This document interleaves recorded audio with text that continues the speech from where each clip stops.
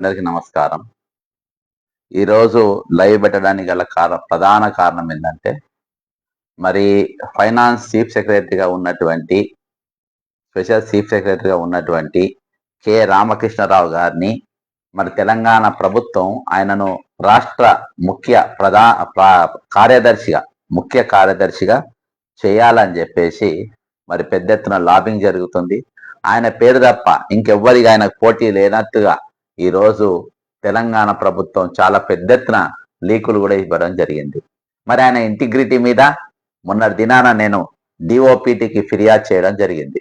ఈరోజు డిఓపిటి నేను పెట్టిన అంశాలను పరిశీలించి ఈరోజు వాళ్ళు ఈయన పైన అసలు ఈయన అర్హుడా కాదా అనే దీని మీద పరిశీలించాలని చెప్పేసి కేంద్ర విజిలెన్స్ దానికి రస్తోగి అనేట ఆయనకు ఇది ఢిల్లీ నార్త్ బ్లాక్ లో ఉన్నటువంటి నెస్రీ మీద నేను ఇచ్చిన కంప్లైంట్ పెట్టినా అంతే కూడా రస్తోగి గారికి మరి ఈరోజు ఫార్వర్డ్ చేయడం జరిగింది. ఢిల్లీ ఈయన నార్త్ బ్లాక్ లో ఉంటాడు, కొంచెం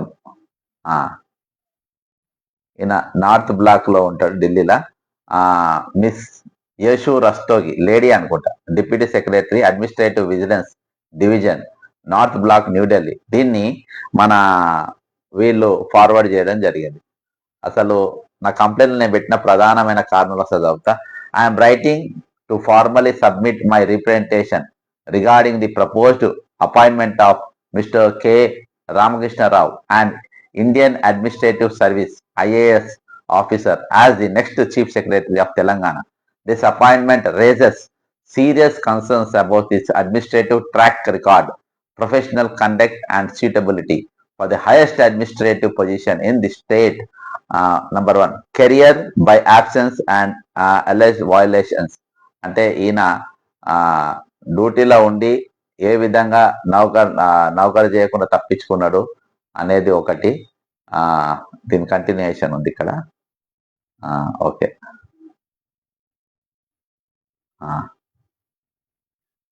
ఓకే ఇట్లా చూద్దాం. Mister Rao's service record reflects unusual and unexplained gaps. అసలు చెప్పలేని విధంగా ఈయన నౌకర్లు ఉన్నది. After serving as collector of Guntur until July 31, 2005, he took steady leave for an MBA in the US. From August 2005 to May 2007. Post this, he remained on an extended leave of absence until 2013 for far exceeding the 5-year limit prescribed by IAS rules without pay. Leave without pay, జీతం లేకుండా ఈయన దాదాపు 6 సంవత్సరాల వరకు ఉండొచ్చు leave, కానీ ఈయన 6 సంవత్సరాలు ఉండు. ఇంకోటి, more troubling are allegations that during this extended absence Mister Rao was engaged with 2 Hyderabad based private real estate firms, Indu projects limited and Radha reality, contrary to the all India service. దీని మీద నేను ప్రధాన కంప్లైంట్ ఇచ్చింది. ఇది మా 1968 రూల్ ప్రకారము ఈయన అసలు మళ్ళా ఉద్యోగాలు తీసుకోవడానికి ఈయన అర్హుడు కాదు. The lack of any enquiry into these allegations coupled with his reinduction into service reportedly facilitated by the then Chief Secretary P.K. Mohanty raises red flags about procedural integrity and potential favoritism. ఇవన్నీ కూడా P.K. Mohanty గారు మన chief సెక్రటరీగా ఉన్నప్పుడు ఈయన ఇటువంటి కొన్ని allegations ఆయన కూడా తీయడం జరిగింది. Lack of administrative diversity. అసలు 6 సంవత్సరాలు తప్పించుకొని పోయి ప్రైవేట్ కంపెనీల ప్రైవేట్ రియల్ ఎస్టేట్ దాంట్లో పనిచేసినటువంటి వ్యక్తికి అసలు ఈయనకు ఏం అనుభవం ఉంటుంది, ఏం పని చేయగలుగుతాడు అనేది మనం చూసుకోవచ్చు. అంతేకాకుండా ఇంకా మనం ఫర్దర్ ఇంకా ముందుకు పోతే ఈయనది since his controversial return to services, Mr. Rao has exclusively served in the finance and planning department. Such a narrow, అంటే ఈయన 6 సంవత్సరాలు వెళ్ళిపోయినటువంటి వ్యక్తికి, సర్వీసులో లేనటువంటి వ్యక్తికి మరి ఒకటేసారి ఏది ఇచ్చిండ్రు, finance and planning administrative department. ఇది ఎట్లిచ్చిండ్రు అని అంటే దీన్ని మనం పరిశీలిస్తే ఈయన 2 రియల్ ఎస్టేట్ కంపెనీలో పనిచేసిండ్రు. ఆ రియల్ ఎస్టేట్ కంపెనీలు ఏంటి 2 కూడా, ఒకటి రాధా, ఇంకోటి ఇందు. అంటే వాళ్ళతోని పెద్ద ఎత్తున లాబింగ్ జరిపి ఇంత ఇంపార్టెంట్ పొజిషన్లకు వచ్చిండు అనడానికి ఇక ఇంతకు మించిన ఇంకొక అనుమానం మనకు అవసరం లేదు. అయితే ఇటువంటి వ్యక్తులకు ఏకంగా ఫైనాన్స్ ఇవ్వడం వల్ల ఈరోజు ఎంత పెద్ద ఎత్తున తెలంగాణ నష్టపోయింది, ఆర్థికంగా ఏ విధంగా నష్టపోయిందని మనం ఈజీగా ఇందులో పరిశీలన చేసుకోవచ్చు, ఈజీగా మనం తెలుసుకోవచ్చు ఇందులో. అయితే ఇంకోటి chief secretary administrative over such a narrow focus undermines the broad administrative oversight required of a chief secretary ఇది ల్యాక్ ఆఫ్ క్రాస్ డిపార్ట్మెంట్ ఇంత లాబింగ్ చేసినట్టు అసలు ఎక్స్పీరియన్సే లేదు. ఐఏఎస్ 6 సంవత్సరాలు గ్యాప్ వచ్చినటువంటి వ్యక్తికి ఈ రోజు ఇది ఇంత పెద్ద పదవి ఇవ్వడం ఈయన చేయగలుగుతాడా? Departmental experience questions is capability to manage the multi faceted responsibility of the state tops administrative office. కాబట్టి నేను అసలు చేయగలుగుతాడా అనేది. అంతేకాకుండా ఈ కుబేర్ అని ఇందులో ఈయన చేసినటువంటి ఒకటి తీసుకొని వచ్చింది. అసలు ఈ కుబేర్ అనేది ఏంటిది ఒక నిమిషం మనం చూస్తే నా దగ్గర ఉన్న doctor Rao is often credited or blamed as the architect of the now infamous ఈ కుబేర్ పోర్టల్ ఒక తయారు చేసింది, which centralized payment systems under the finance department. While projected as a reform to streamline payments, the system has been criticized for fostering opacity and enabling selective clearance of payment tokens. ఓకేనా, దీంతో ఒక token ప్రకారము వాళ్ళ payment జరుగుతూ ఉంటాయి. ఆ టోకెన్లు కింది మీదకి అవుట్లోనే కదా 10%, 15%, 20% అనేది ప్రస్తుత ఫైనాన్స్ మినిస్టర్ పైన వస్తున్నట్టు అభియోగాలు. Allegations suggest that e-Kuber became a tool for political patronage, with payments cleared based on favoritism rather than merit. అంటే ఇది అర్హులు అంటే దానికి ఉన్న ఇంపార్టెన్స్ బట్టి కాకుండా కంప్లీట్ పొలిటికల్ ఇంటర్ఫియరెన్స్ తోని ఈ బిల్లులు పాస్ అవ్వడం అనేది జరిగింది. దీంతోని అది ఒక ఈ కుబేర్ అనేది ఒక పనిముట్టుగా మారిపోయింది. దానివల్లనే ఈరోజు ఫైనాన్స్ మంత్రిగా పనిచేసినటువంటి రోషయ్య గారు కానీ ఇంకా చాలా మంది చేసినారు, ఎవరి పేర్లు కూడా రాలే. కానీ ముఖ్యంగా భక్తి విక్రమార్క గారు ఫైనాన్స్ మినిస్టర్ గా చాలా బద్నామం కావడానికి కూడా ప్రధానమైనటువంటి కారణం.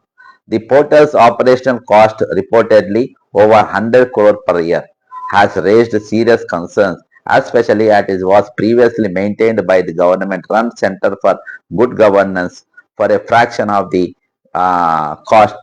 Furthermore, the private entity now handling e-Kuber has been described as a shadow company with links to Rav's family. ఈ కంపెనీ షాడో కంపెనీ ఎవరిది? రామకృష్ణరావు కుటుంబస్తులకు చెందినటువంటి కంపెనీ అనేది ఉన్నది. ఇది నా ఫిర్యాదులో పేర్కొన్న. Was a public tender issued before the outsourcing. Why ఈ sensitive financial data of the Telangana government being routed through a private company? These are troubling questions that remain unanswered. ఇవన్నీ కూడా ఇంతవరకు ఇవేవి కూడా మరి బయటికి రాకుండా లోపడి పెట్టారు. నేను మొన్న ప్రెస్ మీట్ పెట్టిన. ఇంత పెద్ద సబ్జెక్ట్ ఒక రాష్ట్ర భవిష్యత్తుకు సంబంధించిన సబ్జెక్టును ఈరోజు ఏ మీడియా కూడా కవర్ చేయలేదు. ఒక ఆంధ్రజ్యోతి పత్రిక తప్ప. నేను ప్రెస్ క్లబ్ లో ఫీజు కట్టి ప్రెస్ మీట్ పెడితే ఈరోజు ప్రధానమైన పత్రికలు ఏవి కూడా కవర్ చేయలేదంటే ఈయన వెనుక ఎంత పెద్ద లాబింగ్ నడుస్తుంది అనేది మనం అర్థం చేసుకోవాలి. ఈరోజు కనీసం నమస్తే తెలంగాణ పేపర్ కూడా రాయలేదు. ఫైనల్ గా లాస్ట్ లా ఆ పత్రిక కూడా రాయలేదని అంటే ఇక మనం అర్థం చేసుకోవాలి. The state financial free fall, మన ఆర్థిక పరిస్థితి పడిపోదానికి 16,000 కోట్ల మిగిలిన బడ్జెట్తో ఏర్పడ్డ తెలంగాణ ఈరోజు అప్పుల పాలు కావడానికి ఈయన ఫైనాన్స్ సెక్రటరీగా ఉన్నటువంటి వ్యక్తి కూడా ఒక బాధ్యుడు. ఎందుకంటే ప్రభుత్వానికి ఎప్పుడప్పుడు అలారమింగ్ చేసుకుంటా ఉండాలి, మన దగ్గర డబ్బు లేదు, మన పరిస్థితి బాగలేదని చెప్పి. అయితే 6 సంవత్సరాల పాటు బయట కంపెనీ అంటే 2 ప్రైవేట్ కంపెనీలు ఒక 4 సంవత్సరాల పాటు ప్రైవేట్ కంపెనీలో పనిచేసేటువంటి వ్యక్తి, పెద్ద రియల్ ఎస్టేట్ కంపెనీలో పనిచేసేటువంటి వ్యక్తి, ఒక ఇంటిగ్రిటీ, ఆయనకు పరిచయాలటువంటి పెద్ద పెద్ద బిజినెస్ మ్యాన్లు, వాళ్ళకు ఏ విధంగా బిల్లులు పాస్ చేయాలి, ప్రభుత్వం నుండి ఏ విధంగా లాభాలు చేయగలగాలి అనేది ఈయన దగ్గర ఉన్నటువంటి అంశం. Since his return, Rao has presented 14 state budgets, 14 financial budget పెట్టింది. Many critics hold him responsible for the deepening financial crisis in Telangana. Accusations of poor planning, planning బరాబర్ లేదు. ఫిజికల్ మిస్మేనేజ్మెంట్ అంటే ఆర్థికపరమైన విషయాల గురించి బరాబర్ management. Over estimation of revenue రాబడి కంటే ఇంకెక్కువ చూపించిండ్రు. have dogged every budget cycle. Ironically, the same government that blames previous financial policies for its inability to deliver on electoral promises now appears set to promote the man at the helm of those very policies. ఏ ప్రభుత్వం, ఇదే కాంగ్రెస్ ప్రభుత్వం. ఈయన financial పరిస్థితులల్లా పూర్తిగా వీక్గా ఉన్నాడు. ఈయన ఎన్నో తప్పిదాలు చేస్తూ బక్క చేసిన నేను ఎన్నోసార్లు ఈయన దానిపైన నేను ఛాలెంజ్ చేయడం జరిగింది. కానీ అసొంటి వ్యక్తిని ఈరోజు చీఫ్ సెక్రటరీగా చేయడానికి మరి ఎంతో ప్రయత్నం. The real estate connection to close to comfort. లాస్ట్లో ఇంకో పాయింట్ ఇది. ది రియల్ ఎస్టేట్ ఏంటంటే ఇది adding fuel to the fire in Rao's past association with real estate firms. Observes now question whether his appointment is a strategic move to aid government decisions in land and urban development, especially after the Supreme Court's intervention in the controversial forest land clearance drive allegedly geared towards real estate expansion. The bigger question, is there really no one else? As the clock ticks toward the supposed appointment date, one wonders whether Telangana's political leadership is making a choice rooted in competence or convenience. Are we rewarding administrative lapses, questionable affiliations, and fiscal mismanagement? The government has a narrow window to introspect and react in the state's best interest. If this appointment goes through without accountability or public scrutiny, it may set a dangerous precedent to for governance in Telangana. ఇటువంటి వ్యక్తిని ప్రజాక్షేత్రంలో సరి అయిన విధంగా scrutiny చేయకుండా ఈయనను గిన తీసుకుపోయి అపాయింట్మెంట్ చేస్తే ఒక పారదర్శకత లేనటువంటి వ్యక్తిని, ఒక అకౌంటబిలిటీ లేనటువంటి వ్యక్తిని ఈరోజు చీఫ్ సెక్రటరీగా చేస్తే ఈ రాష్ట్రము పెద్ద ఎత్తున నష్టపోయే ప్రమాదం ఉంటుంది. కాబట్టి ఈయన నియామకాన్ని సవాల్ చేస్తున్నా. ఈయన పైన గతంలో నేను అత్యంత అవినీతి పరులైన అధికారులలో ఈయన పేరు కూడా చేర్చిన. దాదాపు 11 మంది పేర్లు ఆ రోజు నేను లేవనెత్తిన. అందులో ఈయన పేరు కూడా ఉంది. ఫర్ ఎగ్జాంపుల్ నవీన్ మిత్తల్ అనేటోడు ఎక్కడి వరకు ఉండు, అసలు జైల్లో ఉండాలి. ఆయన ఒరిజినల్ గా చూస్తే జైల్లో ఉండాలి. జైల్లో లేకుండా ఈరోజు ఆయనను మళ్ళా అదే రెవెన్యూలో పెట్టడానికి గల కారణం ఏంది? కొనసాగిస్తుంది ఆ పాలన. జయేష్ రంజన్ ఇంకెక్కడుండు? ఇండస్ట్రియల్లోనే ఉన్నాడు, ఇంకా కొనసాగుతూనే ఉన్నాడు. చీఫ్ సెక్రటరీ ఇప్పుడున్నామే గతంలో మియాపూర్ భూములలో ఉందని చెప్పేసి బాధాప్త ఆ రోజు ఇప్పుడున్న కాంగ్రెస్ పార్టీయే లేవనెత్తిన అంశం తిరిగి మళ్ళా ఆమెను ఇయాటి వరకు కొనసాగించిందంటే ఏందన్నట్టు? దోపిడీ విధానాలు కొనసాగిస్తా ఉన్నారు. దోపిడీ విధానాలు కంటిన్యూ అవుతా ఉన్నాయి. ఇది తెలంగాణకు మంచిది కాదు. తెలంగాణ ఇంకా అప్పుల ఊబిలోకి కురికిపోవడానికి ప్రధానమైన కారణము. ఇటువంటి వ్యక్తులు, ఇటువంటి అవినీతి పరులైన అధికారులు ఉంటేనే వీళ్ళ పబ్బం గడుస్తుంది. అందుకనే సీతక్క కూడా రీసెంట్ లో ఒక అపాయింట్మెంట్ చేసింది. ఎవరిని చేసింది? సీతక్క అపాయింట్మెంట్ ఎసొంటోళ్ళని చేసుకుంటుంది. రియల్ గా ఏమైనా ఇంటిగ్రిటీ ఉన్నోళ్ళని చేసుకుంటుండ్రా? ఒకసారి ఆ ఫోటో కూడా చూద్దాం. నేను దీని మీద కూడా వీడియో చేసిన, నేను కంప్లైంట్ ఇచ్చిన. సీతక్క నక్సలైట్లకి వెళ్ళి వచ్చిన సీతక్క మరి పాజిటివ్ గా ఆలోచించాల్సిన సీతక్క, న్యాయబద్ధంగా నడవాల్సిన సీతక్క ఈరోజు ఎసొంటోని తీసుకొచ్చి చీఫ్ సెక్రటరీగా చేసిండ్రు. ఇగో ఈయనను తీసుకొచ్చుకొని పంచాయతీరాజ్ ఈఎన్సీగా మళ్ళొకసారి ఈయనకు అవకాశం ఇవ్వడానికి ప్రయత్నాలు చేస్తుండ్రు. దాదాపు 16 కోట్ల రూపాయల చేతులు మారినట్టుగా ఉన్నాయి. కాబట్టి ఇటువంటి వ్యక్తులను, అవినీతి పరులను, సీతక్క డిపార్ట్మెంట్ లో అవినీతి పరులు, ఆమె బాధాప్త ఉత్తరం కూడా పెట్టింది, లెటర్ కూడా రాసింది సీతక్క. ఇంతకంటే బుద్ధిమంతుడిగా తెలంగాణలో ఎవరు దొరకరు. ఈయన కానిముత్యం. ఇసొంటోళ్ళు తెలంగాణకు ఎంతో అవసరము అని చెప్పేసి సీతక్క గారు బాజాప్తా ఉత్తరమే పెట్టిన పరిస్థితి. అంటే ఈరోజు మన స్థాయి ఏ స్థాయికి దిగజారిన మనము. ఇది ఒకసారి సీతక్క ఉత్తరం కూడా చదువుతా. ఒకసారి సీతక్క రాసిన ఉత్తరము. ఇవన్నీ అల్లకెళ్ళ తెప్పించిన నేను. ఇప్పుడు ఫైనాన్స్ ఉందంట ఈసారి ఫైల్. ఇగో పిఆర్ అండ్ ఎవరికి రాసింది Seethakka garu? The honourable chief minister government of Telangana Hyderabad, PR R and D engineering wing, V Kanakaratnam, chief engineer PR holding the post of engineer in chief panchayat raj FAC request. ఇక ఈయన గురించి ఏం రాసిందో చదువుదాం ఒక నిమిషం. Please find the enclosed representation of Shri V Kanakaratnam, chief engineer holding the post of engineer in chief PR on FAC basis, stated that he had joined in the department in the year 1989 in the cadre of AE and served the department at various levels in all fields, the works execution, quality control and administration, and was involved in all successful flagship programs and prestigious projects like HAM.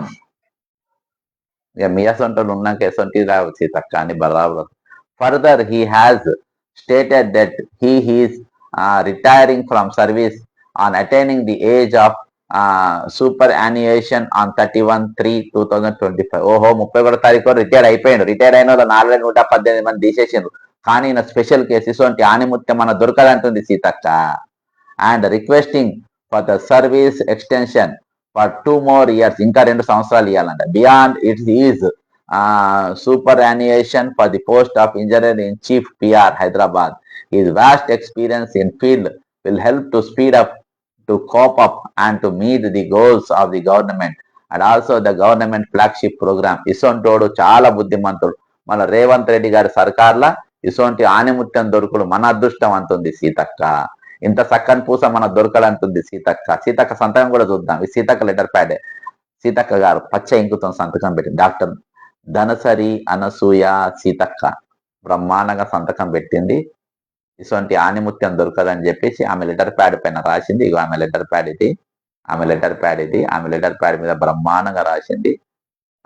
ఇటువంటి ఆనిముత్యాలు మనకు దొరకరు, ఇటువంటి ఆనిముత్యాలు మనకు కనబడరు అని చెప్పేసి చెప్పింది సీతక్క. కాబట్టి ఏది ఏమైనప్పటికీ ఈరోజు సరే, నేను అవినీతి పైన అధికారులు అని చెప్పేసి రేవంత్ రెడ్డి ముఠా ఏ విధంగా పనిచేస్తుంది, రేవంత్ రెడ్డి దండుపాలెం గ్యాంగ్ ఏ విధంగా పనిచేస్తుంది, అవినీతి పరులను ఏ విధంగా ప్రోత్సహిస్తుంది, అవినీతి పరులను పెద్దపీట ఏ విధంగా వేస్తుంది, గత ప్రభుత్వం పెట్టుకున్న అవినీతి పరులను ఇయాటి వరకు ఏ విధంగా కొనసాగిస్తుంది.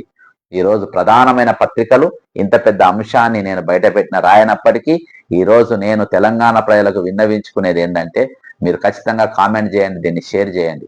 సాధ్యమైనంత మందికి నేను చెప్పింది వాస్తవమా కాదా ఎగ్జామిన్ చేయండి. రామకృష్ణారావు అనేటువంటి ఇంటిగ్రిటీ గురించి మీరు పరిశీలించండి. ఇంకా అన్ని ఛానల్స్ కూడా దీనిపైన వీడియోలు చేయాలని కోరుకుంటా ఉన్నా. ఈరోజు మరి సర్వోన్నతమైన డిఓపిటి, అన్ని ఐఏఎస్లకే బాస్ అయినటువంటి డిఓపిటి ఈరోజు విజిలెన్స్ కు ఫార్వర్డ్ చేసింది. మరి దీన్ని బీజేపీ సర్కార్ మరి ఉన్నట్టుగా చేసి ఈయన చీఫ్ సెక్రటరీ కాకుండా ఆపగలుగుతుందా? లేకుంటే లేదు, రేవంత్ రెడ్డి మావోడే, రేవంత్ రెడ్డి గారికి చీఫ్ సెక్రటరీగా ఒక అవినీతి పైన అధికారి, ఏ అర్హత లేనటువంటి అధికారి మాకు చీఫ్ సెక్రటరీగా ఆయనే ఉండాలి అని చెప్పేసి మరి బీజేపీ ప్రభుత్వం రేవంత్ రెడ్డికి వత్తాసు పలుకుతుందా? ఆయనకు మద్దతు తెలుపుతుందా? ఈయన పైన ఉన్న కేసులు మొత్తం పక్కన పెడుతుందా? లాబింగ్ స్టార్ట్ అవుతుంది కావచ్చు. ఒకవేళ లాబింగ్ కాకుంటే రామకృష్ణారావు పక్కన ఉంటాడు. ఒక మంచి అధికారి రావాలి అని మనం కోరుకుందాం. లేకుంటే అవినీతి అధికారుల కబంధ హస్తాల్లో తెలంగాణ పరిపాలన ముందుకు పోతూనే ఉంది. దానితో ఇంకా అప్పులపాలైతం కావచ్చు, ఇంకా నిరుద్యోగ సమస్య పెరుగుతుంది కావచ్చు, ఇంకా లాబీస్టులు పెరుగుతారు కావచ్చు. ఈరోజు ఆత్మగౌరవం ఒక నినాదం తప్ప తెలంగాణ ప్రజలకు మిగిలింది ఒరిగింది ఏం లేదు. ఈరోజు పస్తులుండే కుటుంబాలు ఎన్నో, నిరుద్యోగంతో తాండవిస్తున్న తెలంగాణ ఈరోజు ఇటువంటి అధికారులతోని ఇయాటికి మళ్ళీ బాధాప్త ఒక నక్సలైట్ ఉద్యమం నుంచి వచ్చిన సీతక్కనే రిటైర్ అయిన వ్యక్తికి ఇంకో 2 ఏళ్ళు అర్హులైనటువంటి వ్యక్తులను ఆ పోస్టు దూరం పెట్టమని బాధాప్త ఉత్తరం రాసిన ఇటువంటి అవినీతి పరుల కొమ్ము కాసే సీతక్క లాంటి వాళ్ళు కూడా మంత్రులుగా ఉన్నారంటే మనం ఎక్కడికి పోతున్నాం, ఈ రాష్ట్రం ఎక్కడ ప్రయాణం చేస్తుందని చెప్పేసి మనం అర్థం చేసుకోవాల్సిన పరిస్థితి ఉన్నది. కాబట్టి ఈరోజు క్యాబినెట్ మంత్రులు, ఎమ్మెల్యేలు, మన ఆపోజిషన్ పార్టీలు, బీజేపీ పార్టీ ఎవ్వరు కూడా ఈయన నియామకాన్ని సవాల్ చేస్తలేరు, ఎవరు కూడా మాట్లాడతలేరు. ఈరోజు బక్క జడ్సన్ ఫ్యాక్స్ మాత్రమే ఈయన గురించి, ఈయన లోతుల్లో పోయి ఈయన వ్యవహారం అంతా బయటికి తీసింది. డిఓపిటికి కంప్లైంట్ ఇచ్చింది. మొత్తం వివరాలతో సహా, వారికి సాక్ష్యాలతో సహా ఈయన ఏ కంపెనీలో పనిచేసిండ్రో, ఈయన పీరియడ్ల ఫైనాన్షియల్ గా ఎట్లా నష్టపోయినాము, 14 బడ్జెట్లు ప్రవేశపెట్టిన 14 బడ్జెట్లు ఏ విధంగా పోయింది, ఈ కుబేర్ ద్వారా జరిగినటువంటి స్కామ్లు ఏంది, ఈయన ప్రైవేట్ కంపెనీలో పనిచేసిన పరిస్థితి ఏంది, 6 సంవత్సరాలు బయట ఉన్నటువంటి వ్యక్తిని మళ్ళీ తీసుకొచ్చి ఒక ప్లానింగ్ అండ్ ఫైనాన్స్ డిపార్ట్మెంట్ సెక్రటరీగా ఏ విధంగా వేసింది, ఇవన్నీ లాబింగ్లతోనే జరిగింది. గత ప్రభుత్వం వేసింది, ఈ ప్రభుత్వం మోస్తుంది, కంటిన్యూ చేస్తుంది. అదే అవినీతి, అదే అధికార దుర్వినియోగం, అదే పాలనను కొనసాగిస్తుంది ఈ కాంగ్రెస్ ప్రభుత్వం కూడా బీజేపీ మద్దతుతోని. ఆనాడు బీజేపీ మద్దతు ఆ ప్రభుత్వానికి ఉంది, ఈనాడు బీజేపీ ప్రభుత్వం ఈ రేవంత్ రెడ్డికి మద్దతుగా ఉన్నారు. పక్క రాష్ట్రంలో ఉన్న చంద్రబాబు నాయుడు మద్దతుతోని, ఆయన సూచనతోని ఈ ప్రభుత్వం నడుస్తుంది అనడానికి ఇది ఒక తాజా ఉదాహరణ. ఏదేమైనప్పటికీ ప్రజాస్వామ్యవాదులందరూ కూడా దీన్ని అడ్డుకోవాల్సిన అవసరం ఉంది. ఆ వాదులు ఎవరైనా ఉన్నారేమో నాకైతే కనబడతలేరు, ఆ వాదులు ఉన్నారేమో కనబడతలేరు. కనీసం ఇవాళ కూడా అన్ని పత్రికలు నేను మళ్ళొకసారి రాసి పంపిన, ఆ పత్రికలైన ఇవాళ మరి ఏకంగా విజిలెన్స్ ఎంక్వైరీకే మరి ముందుకొచ్చింది ప్రభుత్వం. విజిలెన్స్ ఎంక్వైరీ చేయాలని చెప్పి ఈరోజు నిర్ణయించింది, అది ముందుకు పంపింది. కాబట్టి కనీసం ఇప్పుడైనా చర్యలు తీసుకుంటారని, ఇప్పుడైనా రామకృష్ణారావు నియామకం కాకుండా అర్హులైన వ్యక్తులు ఎవరున్నారో వాళ్ళ పేర్లు పరిశీలించి తీసుకొని వచ్చి తెలంగాణకు మంచి పాలన అందిస్తారని చెప్పేసి, మరి లేకుంటే రామకృష్ణారావు అనే గిన వేస్తే ఈరోజు రేవంత్ రెడ్డి మీద ఆల్రెడీ ఆయన క్రిమినల్ బ్యాక్గ్రౌండ్ ఉంది, ఓటుకు నోట్లో దొరికిండు, ఆయన తరచూ కోర్టుకు పోయే పరిస్థితి ఉంది, ఆయన నేర చరిత్ర క్రిమినల్ బ్యాక్గ్రౌండ్ ఉంది, ఒక క్రిమినల్. కాబట్టి ఆయన ఈరోజు ఈయనను కూడా ఒక అవినీతి పరులైన అధికారి చీఫ్ సెక్రటరీగా వస్తే పక్క రాష్ట్రం వాళ్ళు మనం ఎక్కిరించే పరిస్థితి వస్తుంది. ఆత్మగౌరవంతో ఏర్పడ్డ తెలంగాణలో ఈరోజు బిల్లా రంగాల చేతుల్లో ఉన్నదని చెప్పే పరిస్థితి వస్తుందని చెప్పి తెలియజేసుకుంటూ మరొకసారి ఈ వీడియో చాలా ఇంపార్టెంట్, ఇది సాధ్యమైనది షేర్ చేయండి. రామకృష్ణారావును నియమించడం సబబా కాదా, విజిలెన్స్ ఏ విధంగా వ్యవహరిస్తుంది, బీజేపీ ప్రభుత్వం మరి ఇతని నియామకాన్ని అడ్డుకుంటుందా, మీరు కామెంట్ రూపకంగా తెలియజేయాలని కోరుకుంటూ సెలవు తీసుకుంటున్నా. జై తెలంగాణ, అమరవీరులకు జోహార్.